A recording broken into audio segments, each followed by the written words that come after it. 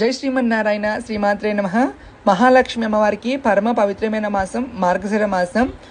వైజాగ్లో ఉన్న కనక మహాలక్ష్మి అమ్మవారికి ఈ నెల రోజులు కూడా ప్రత్యేకంగా పూజలు, ప్రత్యేక అలంకరణలు నిర్వహిస్తూ ఉంటారు.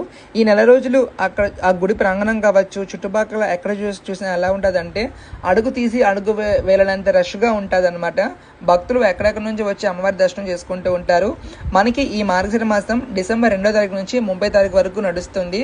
అందులో భాగంగా అమ్మవారికి ఈరోజు రాట ముహూర్తాన్ని నిర్వహించారండి.